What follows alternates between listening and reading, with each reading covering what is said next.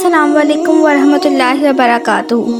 दोस्तों, मेरा नाम है आमना और मैं आपको चैनल राह नूर पर खुशामदीद कहती हूँ। दोस्तों, आज मैं आपको इल्लामा इकबाल रहमतुल्लाह अलैह की ज़िंदगी का एक बड़ा ही दिलचस्प वाक़या सुनाने वाली हूँ। तो चलिए शुरू करते हैं।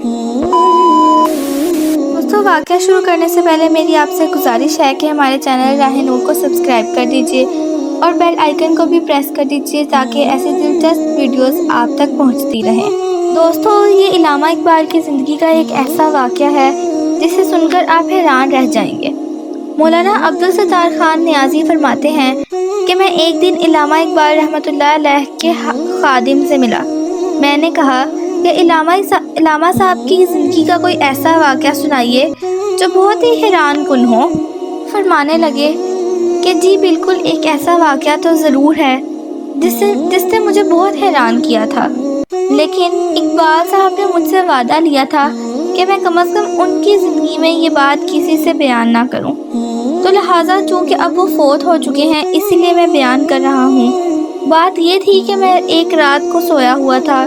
2 बजे का वक्त होगा, रात का पिछला पहर था कि इल्लामा साहब ने मुझे जगाया और कहने लगे कि मेरे ख़ास मेहमान आए हैं, जाओ और उनके लिए जाकर लस्सी ले आओ।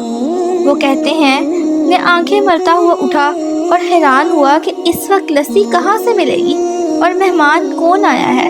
इस वक्त अंदर कमरे में बुजुर्ग बैठे थे। कमरा जगमगा रहा था, चेहरे पर नूर की बारिश हो रही थी। मैं किचन में बर्तन लेने गया, लेकिन इकबाल ने कहा कि बर्तन मैं खुद दूंगा। बर्तन मुझे दिया और कहने लगे कि जाओ कहीं से लस्सी ले आओ। मैं गली में जा रहा था कि इस वक्त लस्सी कहाँ से मिलेगी। जो ही मैंने गली का मोड़ काटा तो क्या देखता हूँ, सामने एक खोखा बना हुआ था। एक बाबा जी लस्सी बना रहे थे। मैं हैरान हो गया कि यहाँ ना पहले कोई खोखा था, ना कभी ये बाबा देखा। रातों रात ये खोखा कैसे बन गया।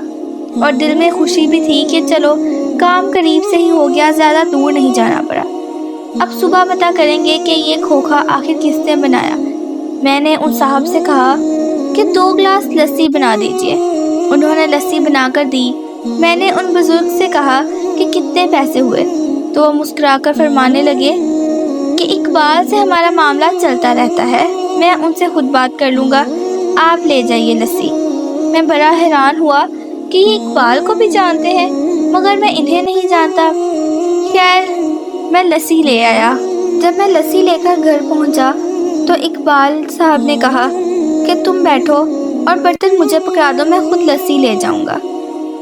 इकबाल साहब लस्सी लेकर और मेहमान को पेश की। अब मैं अगले हुक्म का मुंतज़िर था कि मेहमान रात ठहरेंगे या जाएंगे। थोड़ी देर के बाद आवाज़ आई कि मेहमान उठ खड़े हुए हैं। इकबाल दरवाजे तक उन्हें छोड़ने गए, मुझसे बगल गिर हुए और दरवाजे से बाहर निकले। मैं भी पीछे दौड़ निकला। मैंने कहा, इल्लामा साहब आप आराम फरमाएं, मैं दरवाज़ा बंद कर देता हूँ। इल्लामा साहब अंदर चले गए। मुझे अल्लाह रब्बुल इज़्ज़त की कसम, जब मैंने बाहर झांका तो वहाँ कोई नहीं था।